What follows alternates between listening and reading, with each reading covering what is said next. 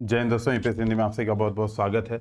और मैंने असल में ये वाला वीडियो जो है डिस्कशन वाला बना दिया था, बना के देखा कि उसमें ऑडियो ही नहीं आ रहा था, तो बहुत बड़ी प्रॉब्लम हो गई। तो वापस से रिकॉर्ड कर रहा हूँ। तो इसीलिए एक आध दिन क्लास थोड़ा आगे पीछे होती है, उसके लिए परेशान नहीं होना चाहिए, ठीक है। तो कोई बात नहीं, हम लोग स्टार्ट करते हैं। हम लोग छायावाद पढ़ रहे थे। आज हम लोग छायावाद पे एक लंबा चौड़ा काम कर लेंगे। और चूंकि मैंने बैकग्राउंड बहुत अच्छे से बताया हुआ है छायावाद का, ठीक है। तो छायावाद मैंने आपको बता दिया, नगेंद्र जी का कथन बता दिया।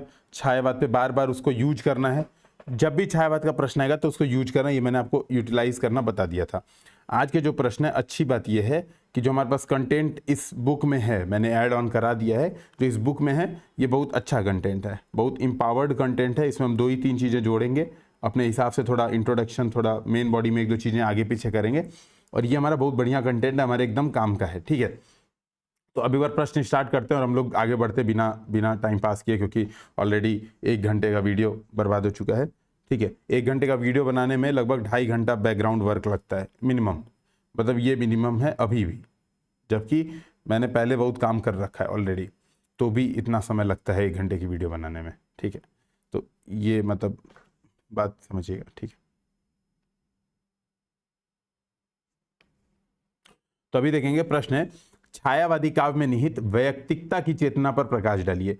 अब मान लीजिए ऐसा प्रश्न आ रहा है, थोड़ा सा भी इस प्रश्न में पहले हम 2 मिनट चर्चा करेंगे, उसके बाद देखेंगे। कह रहे छायावादी काव्य में निहित वैयक्तिकता की चेतना पर प्रकाश डालिए। तो याद है जब हमने एक क्वेश्चन किया था, स्थूल के प्रति सूक्ष्म का विद्रोह, याद आ रहा है? स्थूल और सूक्ष्म। तो सूक्ष्म क्या है? व्यक्ति। स्थूल क्या है? समाज। तो यही तो है वैयक्तिकता की चेतना, कि व्यक्ति के द्वारा समाज का विद्रोह। मतलब डायरेक्ट ऐसा मत लिख दीजिएगा, लेकिन मतलब समझने के लिए, मैं समझाने के लिए केवल बता रहा हूं, ठीक है। दूसरी बात, जब भी प्रश्न आएगा, छायावाद का प्रश्न देखते ही मैंने बताया था, देखो मैं समझा ही रहा हूं, 4 स्तंभ छायावाद के तुरंत दिमाग में आने चाहिए। अपने आंसर में इनके एग्जाम्पल्स, इनको कोटेशन, ये करना चाहिए, ठीक है। अब प्रश्न को अपने हिसाब से मोड़ना चाहिए, प्रश्न को अपने हिसाब से मोड़ना चाहिए। तो इंट्रोडक्शन आप सीधे सीधे यहीं से स्टार्ट कर सकते हैं।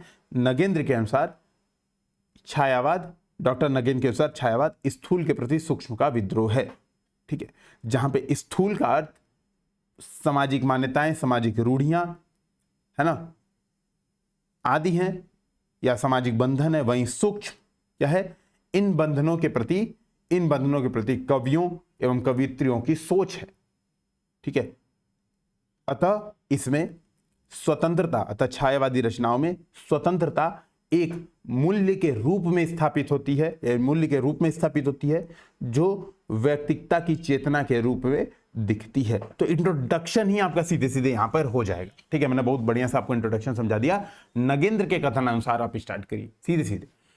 अब यहां पर ध्यान रखिएगा, जो व्यक्तिकता की चेतना है, जब व्यक्तिकता की चेतना आएगी तो पहले तो आपने बता दिया, इंट्रोडक्शन, फिर आप बताएंगे व्यक्तिकता की चेतना क्यों है, छायावाद में व्यक्तिकता की चेतना क्यों है। पहले तो ये बात भी, भाई कह रहा ना व्यक्तिकता की चेतना पर प्रकाश डालो, ये नहीं कह रहा है व्यक्तिकता की चेतना की विशेषताएं बताओ, ये नहीं बोल रहा है, कह रहा है व्यक्तिकता की चेतना पर प्रकाश डालो। तो इसमें आप प्रश्न के कई डायमेंशन क्रिएट कर सकते हैं। तो पहला ही डायमेंशन अपने आप में हो जाएगा, 300 शब्द का आंसर है, 20 नंबर का, यानी, ठीक है। तो पहला ही डायमेंशन अपने आप हो जाएगा कि व्यक्तिकता की चेतना क्यों दिखती है, ठीक है। तो क्यों दिखती है, तो आप यही बताएंगे कि जो भारतेंदु युगीन जो नवजागरण शुरू हुआ था, ठीक है, जहां पे स्वतंत्रता, समानता जैसे मूल्य आ गए थे, द्विवेदी युग में ये क्या हुए थे, ये परिष्कृत हो गए थे, वह छायावाद में व्यक्ति के स्तर पर आ गए, ठीक है। द्विवेदी युग में जो सामाजिक, राजनीतिक, आर्थिक स्तर पर दिखते थे, वे छायावादी काव्य में व्यक्ति के स्तर पर आ गए। और इस वजह से जो स्वतंत्रता, समानता की जो चेतना है, वो क्या हुई, वो व्यक्तिकता की चेतना के रूप में प्रकट हुई। ये बात आप बताएंगे, और फिर बताएंगे ये जो व्यक्तिकता की चेतना है वो किस स्तरों पर दिखती है, या उसकी क्या विशेषता है। तो आप इस प्रश्न के पहले पार्ट समझिए, क्या विशेषता है, ये बात बताएंगे। अब जब बताएंगे किन स्तरों पर दिखती है, तो यहां पर ध्यान रखिएगा, या क्या विशेषता है, तो विशेषता जब हम बताएंगे तो संवेदनागत स्तर पर भी व्यक्तिकता की चेतना दिखानी है, यानी जो विषय उठाए, जो प्रकार उठाए, वो दिखानी है, और शिल्पगत स्तर पर भी दिखानी है, शिल्पगत स्तर पर भी व्यक्तिकता की चेतना दिखानी है। अब ध्यान रखिए, जब संवेदनागत बताएंगे, ठीक है, जब संवेदनागत बताएंगे तो आप चाहिए तो दो तरीके से आंसर लिख सकते हैं। चाहिए तो संवेदनागत शिल्प को एक साथ ही लिखते लिखते लिख लीजिए, कोई मतलब नहीं है, कोई परेशानी की बात नहीं है, दोनों को एक साथ कंबाइन करके लिख सकते हैं। या फिर एग्जामिनर को दिखा दो कि मैंने संवेदना देखो अलग लिखा है, शिल्प अलग लिखा है, बशर्ते हेडिंग मत डालना कि संवेदनागत स्तर पर व्यक्तिकता की चेतना। ऐसे हेडिंग सब हेडिंग्स हिंदी साहित्य में हम प्रयोग नहीं करते हैं, पैराग्राफ फॉर्मेट में आंसर लिखने की कोशिश करते हैं। ठीक है, तो बात समझिएगा। तो व्यक्तिकता की चेतना, ठीक है, कई स्तरों पर दिखेगी। तो पहली बात किस तरह से दिखेगी, तो जो आप देखोगे द्विवेदी युगीन जो मुक्तक थे, सॉरी जो भारतेंदु युगीन जो मुक्तक थे, ये गीति शैली के रूप में ये दिखते हैं। ठीक है, आत्मगीति शैली के रूप में दिखते हैं। फिर दूसरी बात आप इस बात को बताएंगे, तो पहले सुन लीजिए फिर उसको हम क्वेश्चन में अरेंज करें। दूसरी बात आप बताएंगे, क्योंकि छायावादी कवि, ठीक है, छायावादी कवि समाज के आंतरिक बंधनों से मुक्ति चाहते थे, समाज के आंतरिक बंधनों से मुक्ति चाहते थे, एवं नवीन मूल्यों को व्यक्त कर पाने में या नवीन मूल्यों को व्यक्त करने में उन्होंने अपनी व्यक्तिगत पीड़ा, असफलता, ठीक है, क्या कहते हैं उसको, दुख, विलाप, एक दो कीवर्ड और मतलब देख लीजिएगा, मैं दिखा दूंगा, मैंने सारी चीजें इकट्ठा की है, कीवर्ड लिखना है, इत्यादि को भी प्रदर्शित किया है।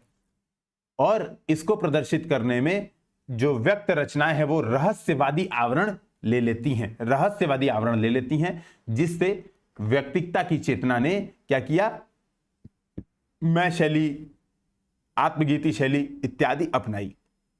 ठीक है, तो आप कीवर्ड्स पहले नोट कर लीजिए, बहुत महत्वपूर्ण कीवर्ड्स हैं। ठीक है, तो आप देखिए यहां पर असफलता, अव्यवस्थितपन, विश्रृंखलता, है ना, ठीक है, विश्रृंखलता कहां गया,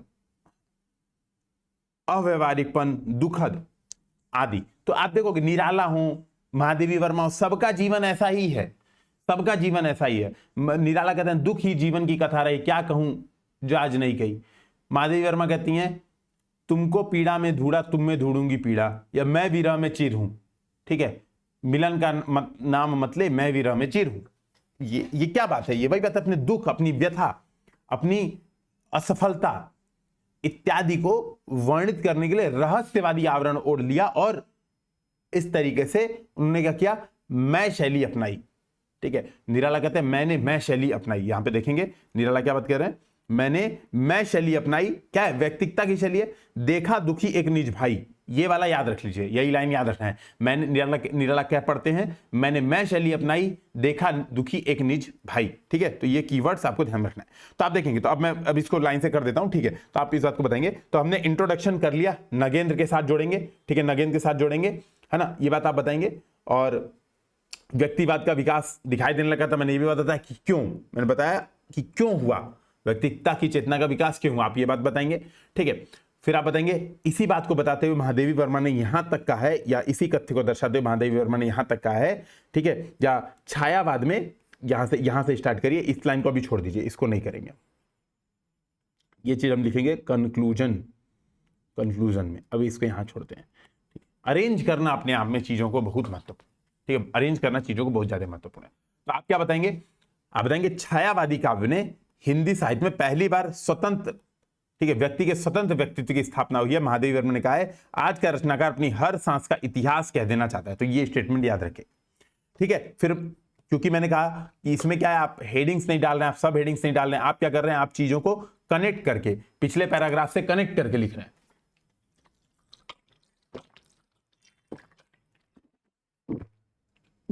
तो आप पिछले पैराग्राफ से कनेक्ट करके लिख रहे हैं। तो आप बताएंगे विविध स्तर दिखाई देते हैं। विविध स्तर क्या, जहां पे प्रगीत ही, जो भारतेंदु युग के प्रगीत हैं, ठीक है, भारतेंदु युग के जो प्रगीत मुक्तक हैं, मतलब मुक्तकों में लिखते थे ना बहुत सारे भारतेंदु युग में, वही आत्मकथात्मक गीत के रूप में आ गए, है ना। तो आप यहां बताएंगे, ठीक है, निराला की कविता दुख ही जीवन की कथा रही, क्या कहूं जो आज नहीं गई, इसी का उदाहरण है, ठीक है, ये बात बताएंगे। ठीक है, ये बात बताएंगे। फिर बताएंगे भाई अपनी चेतना को व्यक्त करने के लिए, व्यक्तिकता की चेतना को व्यक्त करने के लिए, जबकि समाज के बंधन बहुत ही कठोर बंधन थे, ठीक है, बहुत कठोर बंधन थे, यहां पर कवि एवं कवित्रियों ने क्या किया, रहस्यवादी आवरण ओढ़ लिया। रहस्यवादी आवरण ओढ़ लिया तथा अपनी वेदना, अपनी करुणा, अपनी असफलता, अपनी वही सब विश्रंखलता इत्यादि को दर्शाने के लिए मैं शैली अपनाई। ठीक है, तो कहेंगे मैं शैली अपनाई और अपने व्यक्तित्व को साहित्य में सीधे सीधे स्थापित कर दिया। निराला ने स्पष्ट रूप से कहा मैंने मैं शैली अपनाई, देखा दुखी एक भाई। वहीं महादेवी वर्मा कहती हैं कि मैं नीर भरी दुख की बदली परिचय, फिर डॉट डॉट डॉट, परिचय इतना इतिहास से ही उमड़ी कल थी मिट आज चली। देखो मैंने क्या किया था, जो आपको नोट्स अभी शेयर किए वहां पे आप देखोगे मैंने नोट्स में क्या किया है, कुछ चीजें लिख रखी हैं और मैं इसको रटता था। देखो एक चीज है, मैं यहाँ पे थोड़ा सा आपको ज्ञान वाली बातें बीच में बताना चाहता हूँ। देखो भाई सीधी बात है, हिंदी साहित्य में रटना पड़ेगा, नंबर तभी अच्छे आएंगे जब चीजों को रटोगे। लेकिन रटने का मतलब ये नहीं कि हम कुछ भी रटें, मतलब पेन ड्राइव कोर्स ओपन के लिए आप सब रट रहे हैं। हमें पता होना चाहिए कि हमें 5.56 एग्जाम्पल्स, हर टॉपिक जो सिलेबस का पॉइंट है उस पर तैयार होने चाहिए 5-6 बिंदु। हमें प्रीवियस ईयर क्वेश्चंस के अनुसार आंसर का कंटेंट तैयार होना चाहिए, प्रीवियस ईयर क्वेश्चन के अनुसार।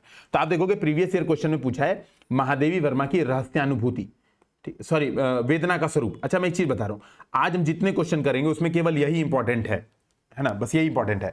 व्यक्तिकता की चेतना वाला जो प्रश्न बहुत इंपॉर्टेंट नहीं है। वो तो हो सकता है प्रश्न, मान लो अगर एग्जाम में प्रश्न आ जाए, देखो कई तरह से प्रश्न आ सकता है।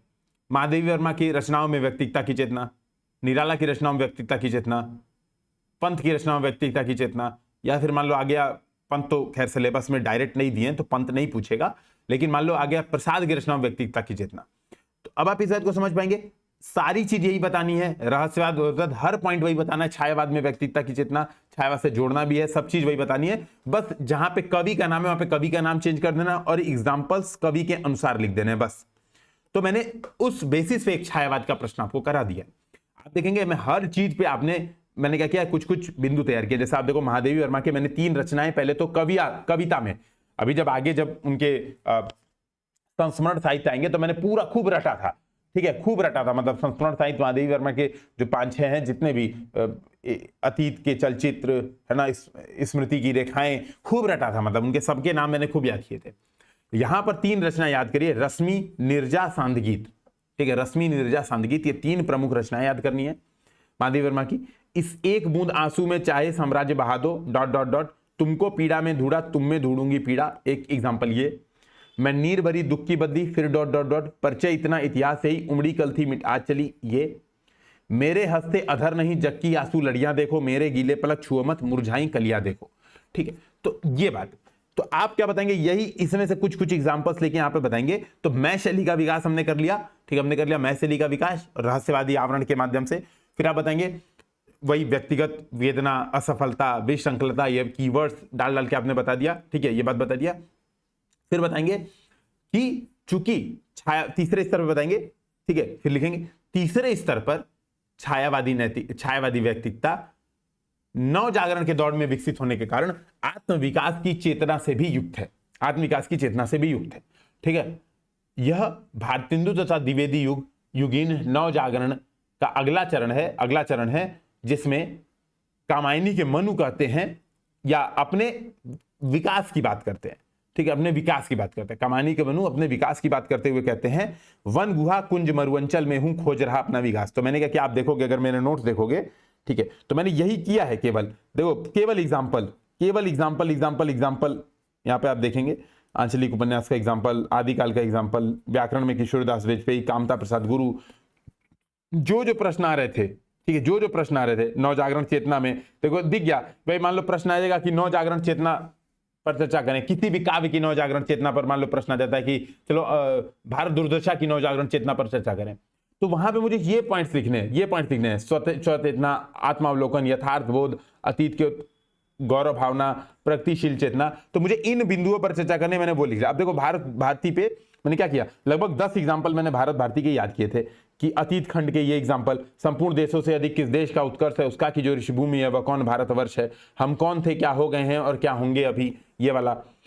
भारतीयता की खोज का जैसा प्रयास भारत भारती में दिखाई देता है वैसा किसी अन्य रचना में नहीं। तो अज्ञे का कथन मैंने याद कर लिया था कि भारत भारती पे प्रश्न आए तो डायरेक्ट यही कोट करूंगा, एकदम देखो भाई, तोड़ दूंगा, फोड़ दूंगा, मरोड़ दूंगा। क्योंकि मैं देख रहा था हर साल, हर दूसरे साल भारत भारती पे एक प्रश्न आ रहा था, हर दूसरे साल, कि अतीत के ये वो अलग अलग करके प्रश्न पूछे जा रहे थे, मैं देख रहा था।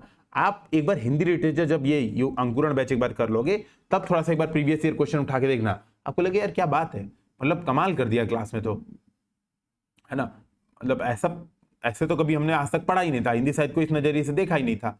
अतीत खंड, महान स्त्रियों के बारे में, आर्यों के बारे में, ठीक है। वर्तमान खंड में देखो जिधर अब बस उधर ही उदासी छा रही, काली निशा की रात्रि सब ओर से आ रही, सब अकबर की प्रशंसा भी किया है, अंग्रेजों की बड़ाई किया, काल का विवरण दिया है, भविष्य खंड, तो देखो 2, 4, तो इतने एग्जाम्पल मैंने खूब रटे थे, चल के रटता था। इवन मैं आपसे एक बात बता रहा हूं, मतलब स्ट्रेटजी, चूंकि हम बार बार बीच में डिस्कशन करते हैं, तो 2 मिनट चीजों को ब्रेक लेके ये भी चर्चा करना मेरा फर्ज है। मैं क्या करता था, मैं चूंकि मेरी तैयारी नहीं सही थी, और मैं ईमानदारी से बता रहा हूं कि मैंने 3 महीने में पूरे एफर्ट लगा के तैयारी की, तो मेरी तैयारी चूंकि नहीं सही थी, तो मैं पता है क्या करता था, मैं ये करता था कि जैसे मान लो पेपर 1, जैसे मैं टेस्ट दे रहा हूं पेपर 1, ठीक है, तो दृष्टि में चूंकि अवेक प्रोग्राम में फ्री में टेस्ट सीरीज मिल गई थी, तो टेस्ट सीरीज मिल गई थी, हालांकि शेड्यूल उसका भेज दिया था उन्होंने, शेड्यूल भेज दिया था, तो मैंने क्या किया, शेड्यूल बेसिस पे तैयारी स्टार्ट की। तो ये जो 400 क्वेश्चन की बुकलेट है ना, जिससे हम आपको वैल्यू एडिशन करवा रहा हूं, तो जब मैंने पहली बार किया था तो मैंने कोई वैल्यू एडिशन नहीं किया था, तो 4 वीक में मैंने ये टारगेट रखा था, 4 वीक में मैं पूरा बुकलेट पढ़ लूंगा और पार्ट टेस्ट सारे दे लूंगा। देखो मेरा यही स्ट्रेटजी थी, तो 3 महीने में जो आप लोग स्टडी बनाया, तो मेरी यही स्ट्रेटजी थी कि 4 महीने में पूरी बुकलेट कर लूंगा और बुकलेट पहले रट डालूंगा। तो पहले मैंने बुकलेट रट के, क्योंकि इनकी टेस्ट सीरीज में वही क्वेश्चन होते हैं जो बुकलेट में होते हैं, सेम टू सेम वही क्वेश्चन, एक भी क्वेश्चन मतलब नया आपको मिलेगा ही नहीं टेस्ट सीरीज में। आप अगर ये रट के जाते हो तो टेस्ट सीरीज में आपको नंबर भी खूब मिलते हैं।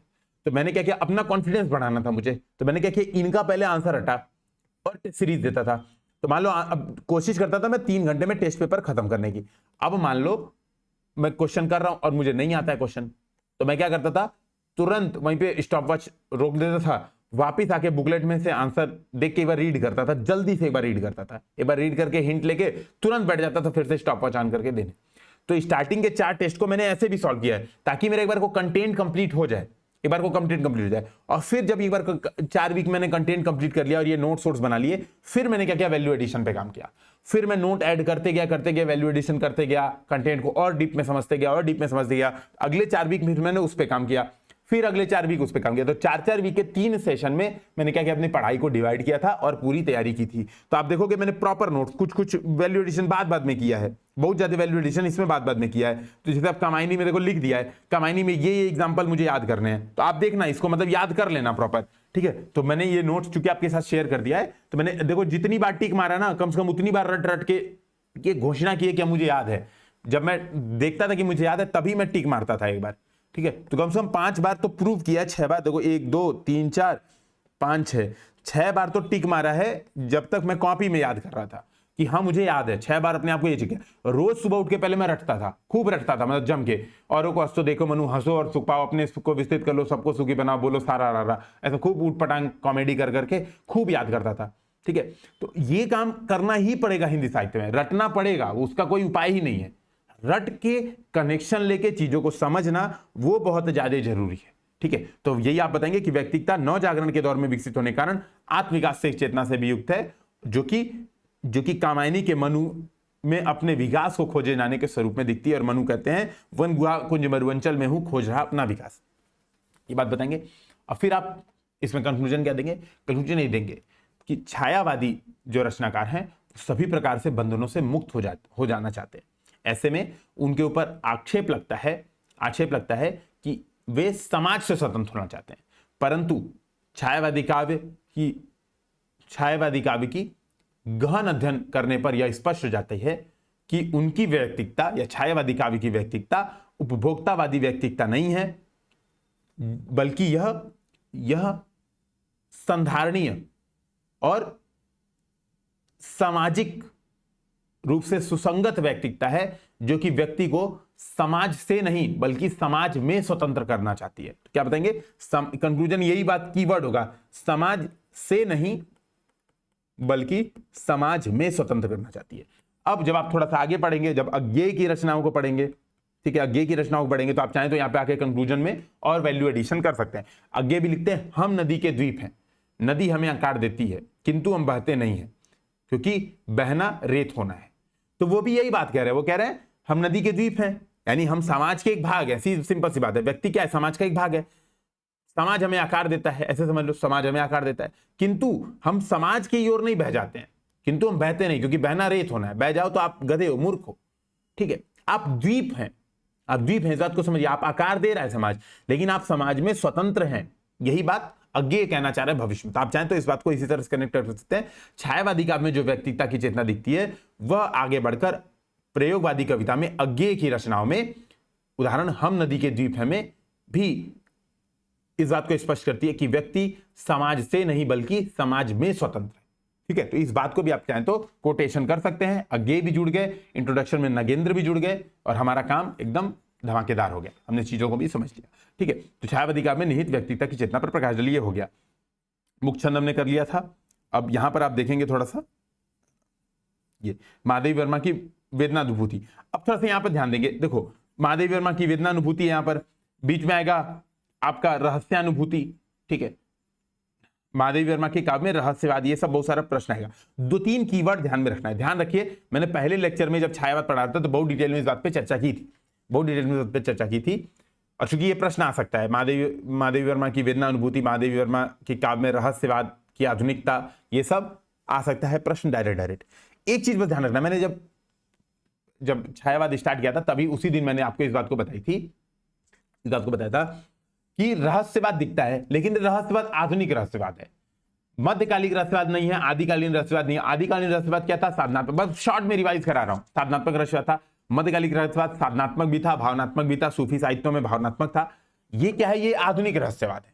आधुनिक रहस्यवाद है जो आधुनिक मूल्यों से सुसंगत है।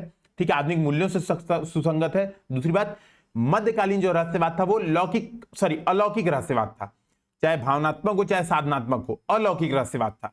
ठीक है ना। चाहे कबीर की रचनाओं में देख लीजिए, चाहे सूफी संतों की रचनाओं में देख लीजिए, वो मिलन करना चाहते थे ईश्वर से।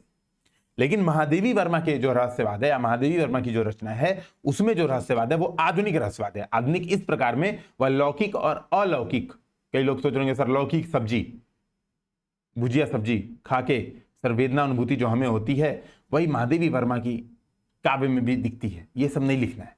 ठीक है, लौकिक सब्जी समझ रहा हूं, कष्ट है ना। मौसम भी ऐसा है, बड़ा महंगी है लौकी, 80 रुपए किलो लौकी, 200 रुपया किलो टमाटर। भाई साहब, इतना महंगाई में, है ना, सब्जी में ही सारा पैसा चला जाएगा।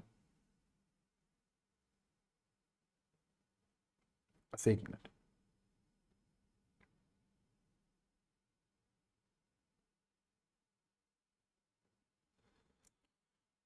ठीक है, तो ये हो गया।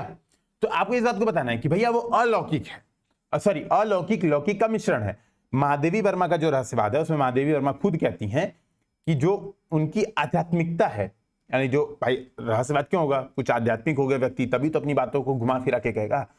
तो उनके व्यक्तिगत जीवन में जो वेदना थी, व्यक्तिगत जीवन में जो पीड़ा थी, व्यक्तिगत जीवन में जो अभाव था, ठीक है, उससे, और जो बुद्ध का दर्शन था एक प्रकार के, उससे मिलकर बना है।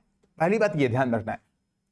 ठीक है, दूसरी बात जो ध्यान में रखना है वो ये है कि भाई रहस्यवादी चोला क्यों ओढ़ता है व्यक्ति? क्योंकि समाज के बंधन धीरे धीरे हट रहे हैं। अभी ये समय आया है राष्ट्रीय आंदोलन का, वो समय है जब धीरे धीरे नारी को स्वतंत्रता, द्विवेदी युग में नारी को पराधीनता से मुक्ति मिलना स्टार्ट हो गया था, याद है। अब समय आ रहा है जहां पे स्वतंत्रता की बात हो रही है, लेकिन फिर भी एक नारी होने के कारण महादेवी वर्मा अपने मन की, अपनी अनुभूतियों को सीधे रूप में व्यक्त नहीं कर सकती हैं। ठीक है, सीधे डायरेक्ट बात नहीं कर सकती हैं, तो रहस्यवादी वर्णन करती है। अभी आप ही समझो, अब एक सिंपल सा एग्जांपल देता हूं। आप एक, मान लो लड़के हो आप, ठीक है, आप लड़के हो और आपने एक लड़की पसंद कर ली। अब लड़की पसंद, अब आपको समझ भी नहीं आ रहा कि यार घर पे बताऊंगा, पता चला भयानक रिएक्शन है, पापा ले जूता भिगो कूटना शुरू कर दें एक साइड से, तब आप क्या करोगे? कुछ रहस्यवादी तरीके से बात कहोगे, कुछ एक बार शेर इशारा करोगे, फिर एक आध बार माहौल खोलने की कोशिश करोगे, पापा मम्मी के सामने बात करोगे, अरे पापा क्या बताया जाए, मतलब है ना, अरेंज मैरिज बड़ा गड़बड़ है। फिर कुछ कविताएं लिखोगे अरेंज मैरिज पे, ठीक है, कुछ लव मैरिज पे कविताएं लिखोगे, थोड़ा प्यार मोहब्बत के उनके गाने सुनोगे सामने, धीरे धीरे उनको समझ में आना, सर छो हो लौंडा कुछ चक्कर, तब पापा मम्मी कहेंगे बेटा कोई बात हो तो बताओ एक बार, है ना, जो है अरे देख लिया जाएगा, संभाल लिया जाएगा, ठीक है, अरे तुम बेटा हो सबसे जरूरी। जब बता तो पता चला लाइक कुटैया फिर से हुई, कुटैया हुई, वही वेदना है वही वेदनानुभूति है, वही रहस्यानुभूति है। समझिए इस बात को। महादेवी वर्मा के जीवन में ये चला था, वो डायरेक्ट अपनी अनुभूतियों को डायरेक्ट वर्णन नहीं कर सकती थी, सामाजिक बंधन था, समाज से बहिष्कार हो जाता। तो वो अनुभूतियों का वर्णन करने के लिए उन्होंने क्या किया, रहस्यवादी आवरण उठा। क्यों? एक स्त्री के नाते, उनके सामने बहुत बड़ी चुनौती थी कि अपनी बातों को कैसे समाज के सामने रखें। तो वो रहस्यानुभूति के रूप में दिखती है। तो ये बात समझिएगा। अच्छा, अब प्रश्न चाहे रहस्यानुभूति आए, चाहे वेदना अनुभूति आए, चाहे कुछ आए, आधुनिक रहस्यवाद आए, महादेवी वर्मा की काव्य में आधुनिक रहस्यवाद, कोई भी प्रश्न है, यही सब पॉइंट को इधर उधर घुमा के प्रश्न के अनुसार लिखना है। तो मान लो वेदनानुभूति आ गई, तो वेदनानुभूति में यही सब बिंदु, यही सब पॉइंट लिखना है, बस बार बार बोलना है महादेवी की वेदनानुभूति रहस्यवाद के रूप में दिखती है। क्यों रहस्यवाद के रूप में दिखती है? एक पॉइंट वो ऐड करके बताना है, एक एग्जांपल दे देना है। ठीक है, वेदनानुभूति इस प्रकार से दिखती है। ठीक, तो ये बात समझिएगा। तो ये कुछ कीवर्ड्स हैं जो आपके हर आंसर में दिखेंगे। एक भी एग्जांपल है जो आपको ध्यान में रखना है। ठीक है, जो आप एग्जांपल याद कर लीजिए। जैसे आप देखेंगे, ठीक है, आप जो देखेंगे, ठीक है, महादेवी वर्मा के काव्य में वेदना, ठीक है, और रहस्यानुभूति दोनों हमें ध्यान में रखना है। ठीक है, दोनों ध्यान में रखना है।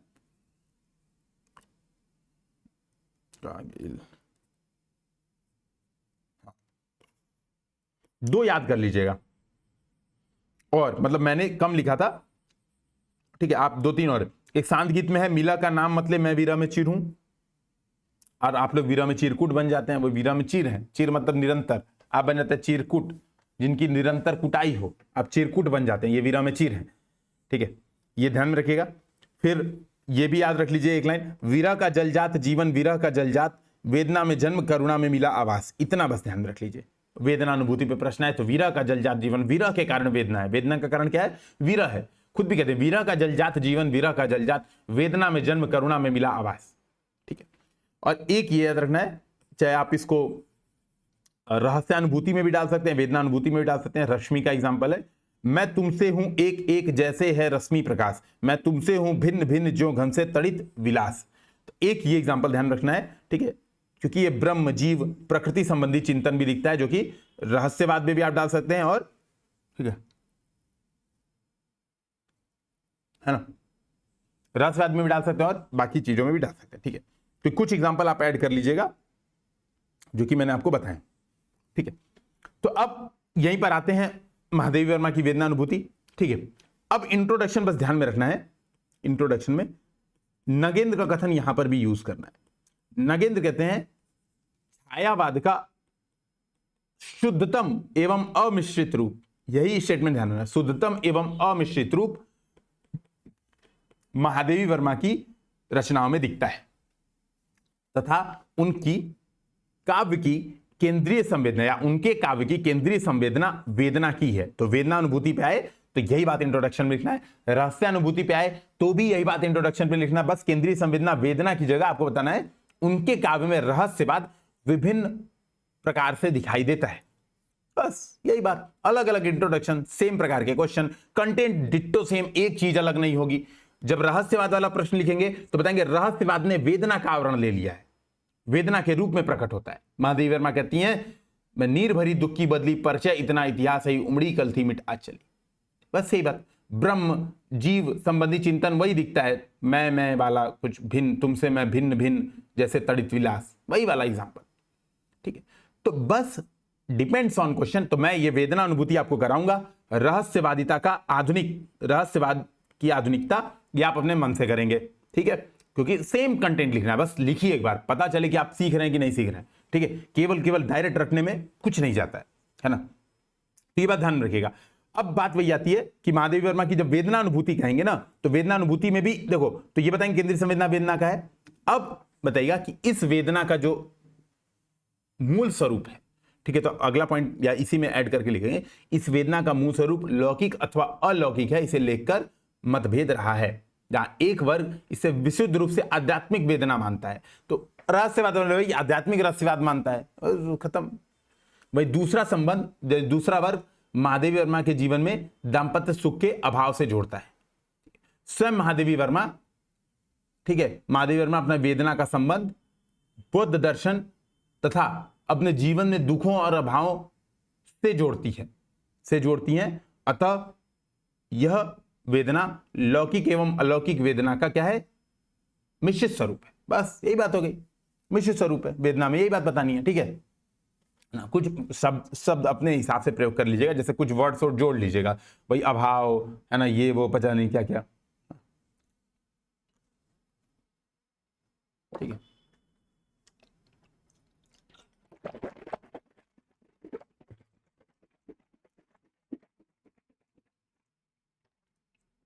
पास क्या था,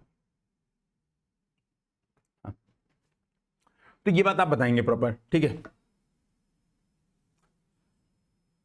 हाँ, अब फिर बताएंगे दूसरा पॉइंट या दूसरा पैराग्राफ, वेदना भाव का निरंतर विकास हुआ है, इनकी रचनाओं में वेदना भाव का निरंतर विकास हुआ है। तो रश्मि के गीतों में अधीरता लिए हुए है, परंतु समय के साथ नीरजा और शांत गीत, मैंने कहा 3 इनकी रचना याद करना है, रश्मि, नीरजा, शांत गीत, RNS जो भी याद कर लो, रनीसा, रेनेसा सुनते हो ना आप लोग, रेनेसा। तो रश्मि, नीरजा, शांत गीत में आते आते वह शांत, स्निग्ध और कोमल हो जाता है, और महादेवी वर्मा कहती है मैं नीर धवरी दुख की बदली पर चेतना इतिहास यही, ठीक है, ये हो गया।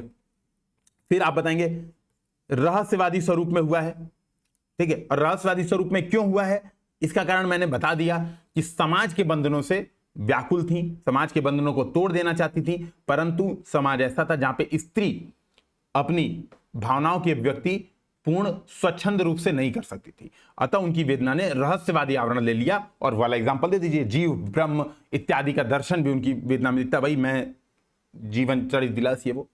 फिर तीसरा पॉइंट क्या बताएंगे, फिर ठीक है, इसी में चाहे तो ये भी जोड़ सकते हैं कि सामाजिक चेतना का स्वर भी है, चाहे तो इसको छोड़ दीजिए, इस एग्जांपल को मत लिखिए, है ना, क्योंकि कितना एग्जांपल लिखेंगे, डिपेंड्स ऑन क्वेश्चन, बहुत एग्जांपल नहीं लिख पाएंगे, वो वाला एग्जांपल लिखिए, तड़ित विलास वाला सबसे बेस्ट है, रहस्यवादी आवरण एक्सप्लेन करके। फिर बताइए उनकी वेदना में सामाजिक चेतना भी दिखती है, साथ ही वेदना समय के साथ साथ, तो वेदना समय के साथ साथ साध्य बन जाती है। तो ये बात जरूर बताइए, उनकी वेदना में सामाजिक चेतना का स्वर भी मौजूद है, साथ ही समय के साथ साथ वेदना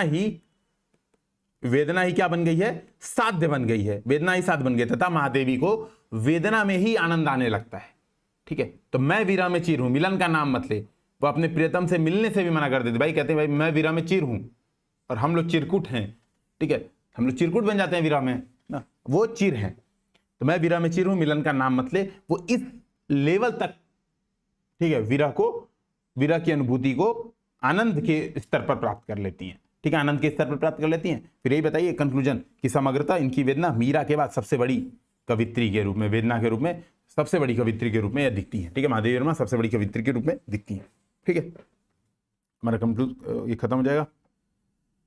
फिर रहस्य अनुभूति की आधुनिकता, अब आप इस पर प्रकाश डाल लेंगे, पूरा बढ़िया से टॉर्च लेके जला देंगे, ठीक है। प्रॉपर एग्जांपल वही मैंने बताया कि इंट्रोडक्शन में ये बात बताएंगे कि रहस्य, पहले तो नगेंद्र का कथन कि ये भैया सबसे शुद्ध अमिश्रित रूप दिखता है, रहस्यवादी, चूंकि हर काल में हिंदी साहित्य के विभिन्न कालों में रहस्यवादी आवरण दिखा है, मध्यकाल में इनके, आदिकाल में इनके, लेकिन इसमें अलग है, ठीक है, इसमें अलग है, ठीक है। क्यों अलग है, क्योंकि वह ईश्वर के साथ नहीं मध्यकालीन अलौकिक है, वो क्या है, लौकिक अलौकिक का मिश्रित स्वरूप है, लौकिक अलौकिक का क्या है, मिश्रित स्वरूप है, ठीक है, ईश्वर से प्रेम और उसका नहीं है, आप बताइए, ठीक है, वह क्या है, सामाजिक बंधनों से टकराहट का स्वरूप है। तो बस आप इस बात को बता देंगे, आराम से कर लेंगे। अब अगला हम लोग ये क्वेश्चन करते हैं, ये मैं आपको समझाता हूं डिटेल में, ठीक है, प्रॉपर, ठीक है। ये मेरे हिसाब से क्वेश्चन कर लेना चाहिए, क्योंकि नवजागरण सिलेबस का एक पॉइंट है, और मैंने कहा था कि मैं बाद में आपको कराऊंगा। पहली बात देखो, ये 600 शब्द का है, दूसरी बात ये 600 शब्द में कभी अब प्रश्न आएगा नहीं, 300 शब्द मैक्सिमम, ठीक है, यानी 20 नंबर का मैक्सिमम आएगा। 600 शब्द का इसलिए कि आप एग्जाम्पल याद कर पाए, बस एग्जाम्पल्स के लिए, ठीक है। अब देखो एक बार प्रश्न पढ़ो, समझो। नव जागरण का क्या अर्थ है, भारतेंदु युग से छायावाद तक यह किस रूप में दिखता है, ठीक है। अब सोचो नव जागरण क्या बताया था, जब दो विभिन्न संस्कृतियां आपस में टकराती हैं, उनके मूल्य आपस में टकराते हैं, तो जो निश्रित, जो सकारात्मक ऊर्जा होती है उसको कहते हैं नव जागरण, तो जो निष्पन्न सकारात्मक ऊर्जा होती है उसको नव जागरण कहते हैं। इसमें बताएंगे कौन कौन से मूल्य किस किस मूल्य से टकराए, तो अंग्रेजी समानता, स्वतंत्रता, तर्कवाद, भौतिकवाद जैसे मूल्य जब भारतीय आध्यात्मिक संस्कृति से टकराए, तो जो क्या कहता है, स्वादिष्ट ऊर्जा, स्वादिष्ट खाना निकला जलेबी के साथ रबड़ी, वो दिमाग कहाँ घूम रहा है मेरा, जो सकारात्मक ऊर्जा उत्पन्न हुई, ठीक है, जो सकारात्मक ऊर्जा उत्पन्न हुई या सांस्कृतिक ऊर्जा उत्पन्न हुई, उसे नवजागरण कहा गया, उसे नवजागरण कहा गया। अब इनकी, क्योंकि प्रश्न में अलग से कह रहे हैं नवजागरण का क्या अर्थ है, तो नवजागरण की कुछ विशेषताएं या प्रवृत्ति भी बतानी है। अब विशेषताएं या प्रवृत्ति क्या थी? याद है हमने देखा था नवजागरण की प्रवृत्तियां, तो हमने कहा था इसमें क्या होता है, पहली चीज होती है आत्ममूल्यांकन, आत्ममूल्यांकन करते हैं। दूसरा, जो दूसरी संस्कृति होती है उससे सकारात्मक तत्वों को सीखते हैं, तत्वों को सीखते हैं। तीसरा, अतीत के प्रति रोमानियत भाव रखते हैं, रोमानियत भाव। अब चूंकि यह भारतीय नवजागरण था, तो भारतीय नवजागरण की एक खास बात और थी, इससे राष्ट्रीयता की भावना, ठीक है, राष्ट्रीयता की भावना का भी विकास होता है। तो चौथा पॉइंट आप ये भी बताएंगे। ये हो गया, चार आपने बता दिया कि नवजागरण का ये अर्थ है। इसमें क्या है, आत्ममूल्यांकन, सकारात्मक तत्वों को सीखना, अतीत के प्रति रोमानियत भाव या उसको गर्व से देखना, है ना, गर्वानुभूति करना, और भारतीय नवजागरण में राष्ट्रीयता का विकास भी प्रमुख अंग रहा है। अब प्रश्न सेकंड पार्ट में आएंगे, भारतेंदु युग से छायावाद तक यह किस रूप में दिखता है? तो बस यही बताना है कि जब आत्ममूल्यांकन हो रहा है तो भारतेंदु युग में किस प्रकार का आत्ममूल्यांकन हो रहा है, जब सकारात्मक तत्वों को सीखना हो रहा है तो भारतेंदु युग में किस प्रकार सीखना हो रहा है, अतीत के प्रति जब रोमानियत का भाव हो रहा है तो भारतेंदु युग में किस प्रकार हो रहा है, राष्ट्रीयता का विकास हो रहा है तो भारतेंदु युग में किस प्रकार हो रहा है, द्विवेद युग में किस प्रकार हो रहा है, और ये जो छायावाद है किस प्रकार हो रहा है। यही बात आपको एक्सप्लेन करते जानी है। अब आप देखेंगे, थोड़ा सा मैं आपको हिंट दे रहा हूं, आइडिया समझा रहा हूं, फिर हम लोग इस क्वेश्चन को देख के कर लेंगे। क्योंकि 600 शब्दों में है, सारे एग्जांपल आप नहीं ले सकते। बस याद रखिए, प्रश्न अलग अलग तरह से पूछेगा, डायरेक्ट प्रश्न ये आने के बहुत कम चांस है, लेकिन हाँ समझ लेंगे तो हो सकता है यही पूछ दे, नवजागरण का क्या अर्थ है, भारतेंदु युग में किस प्रकार दिखता है, नवजागरण क्या अर्थ है, छायावाद में किस प्रकार दिखता है, नवजागरण क्या अर्थ है, द्विवेदी युग में किस प्रकार दिखता है। तो चूंकि मैंने क्या किया, तीनों क्वेश्चन क्लब कर लिए हैं, तीनों क्वेश्चन आपको यहीं पे समझा दे रहा हूं, तो 600 शब्द में लिख लीजिए, 300 शब्द में आप लिख लेंगे, मुझे श्योरिटी के साथ में तय हूं। अब इसको थोड़ा देखेंगे, आत्ममूल्यांकन की बात करें। आत्ममूल्यांकन मतलब अपनी कमियों को देख रहे हैं। तो यहां पर कैसे हो रहा है भारतेंदु युग में, भारतेंदु क्या कर रहे हैं, भारतेंदु क्या कर रहे हैं भाई कि जो है आत्ममूल्यांकन कर रहे हैं, अपनी कमियों को देख रहे हैं। तो यही कह रहे हैं ना, हम तो केवल लेक्चर के तेज, सर्वसु लिए जात अंग्रेज, याद आ रहा है, ठीक है, ये वाली पॉइंट याद आ रही है आपको। दूसरी बात, आत्ममूल्यांकन कैसे कर रहे हैं, आत्ममूल्यांकन करते हुए वो बता रहे हैं उस समय डाउटफुल है, समझिए, या यहां पे छोड़िए, आत्ममूल्यांकन करते हुए क्या कहते हैं, कह रहे हैं कि यार मदवा पीले पागल, भारत में मद, मोह, लोभ, घृणा जैसे सांप्रदायिकता, ठीक है, सांप्रदायिकता जैसे विभिन्न अवगुण विद्यमान है। आत्ममूल्यांकन करते से बता रहे भारत दूरदर्शा में, है ना, और विभिन्न प्रकार की पत्र पत्रिकाओं में, तो 50 एग्जाम्पल याद है आपको, सरस्वती, है ना, हिंदी प्रदीप, 50 याद है, भारतीय युग में ये दिख रहा है, ठीक है ना। द्विवेदी युग में कैसे आत्ममूल्यांकन हो रहा है, तो मैथिली शरण गुप्त भारत भारती में अतीत खंड में, सॉरी वर्तमान खंड में आत्ममूल्यांकन करते हैं, पूरी तरीके से आत्ममूल्यांकन करते हैं कि क्या क्या प्रॉब्लम है भारत में, ठीक है। देखो चारों ओर से काली निशा की रात्रि आ रही है, अज्ञान है, चारों ओर अकाल पड़ रहा है, यही सब तो बात करते हैं वो, ठीक है।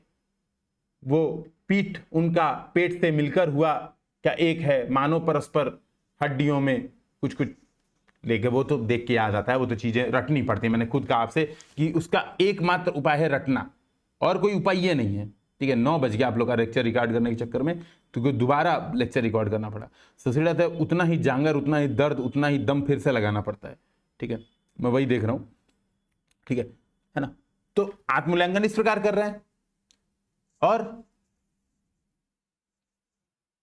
छायावाद में भी आत्ममूल्यांकन कर रहे हैं। और छायावादी आत्ममूल्यांकन क्या है, व्यक्ति के स्तर पर पहुंच जा रहा है छायावादी आत्ममूल्यांकन, ठीक है, राष्ट्रीय चेतना के स्तर पर पहुंच जा रहा है। इसी प्रकार राष्ट्रीयता का बात, राष्ट्रीयता की बोध की बात करें, अगर चौथे बिंदु की बात करें, चौथे बिंदु की बात, तो भारतेंदु युग में अभी डाउट है, अभी डाउटफुल चल रहा है।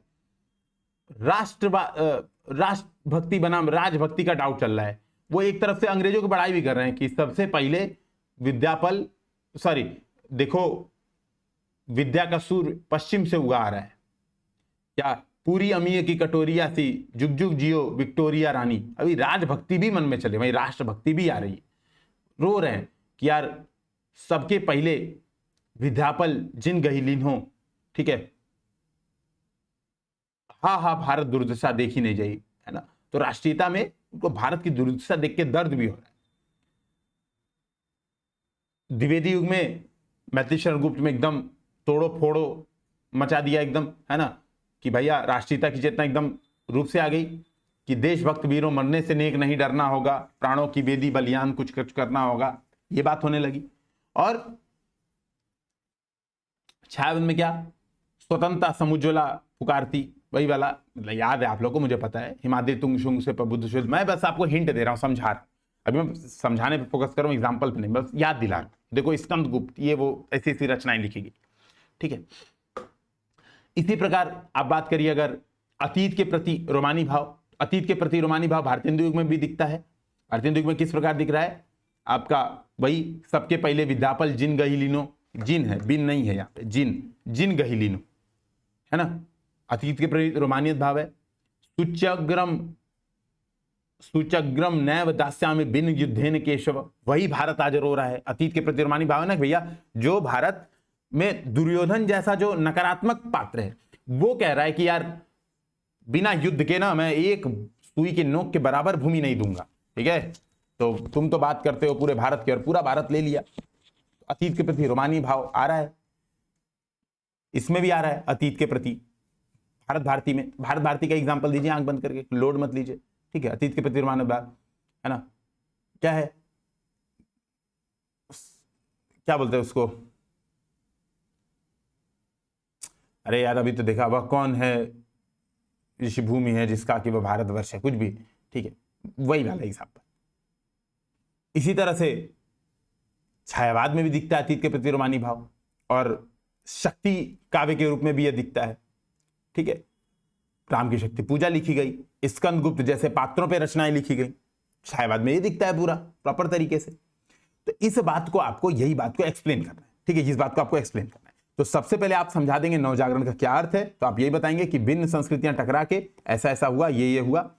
फिर आप दिखाएंगे, ठीक है, फिर आप दिखाएंगे, है ना, भारतेंदु युग से छायावाद तक आत्ममूल्यांकन, आत्मविश्लेषण, आत्मविश्वास के चरण देखने को मिलते हैं, ठीक है, आत्मविश्वास के चरण को देखने को मिलते हैं। तो जब आत्ममूल्यांकन हो रहा है तो भारतेंदु देश की वर्तमान अवस्था पर तुलना करते हुए लिखते हैं, ठीक है, देश की वर्तमान अवस्था पर तुलना करते हुए लिखते हैं, सबके पहले विद्यापल जिन गहिलीन हो, ठीक है, सबके पहले विद्यापल जिन गहिलीन हो, अब सबके पीछे सोई परत लखाई, हा हा भारत दुर्दशा देखने की। तो भारत दुर्दशा में, भारत दुर्दशा पे अपना आत्ममूल्यांकन करते हुए क्या है, रोष व्यक्त करते हैं या दुख व्यक्त करते हैं, हा हा भारत दुर्दशा देखी नहीं चाहिए। केवल इतना लिख दीजिए, ये लिखिए भी मत, 300 शब्दों में लिखना, इतना नहीं लिख पाएंगे, हा भारत दुर्दशा देखी नहीं चाहिए, ठीक है।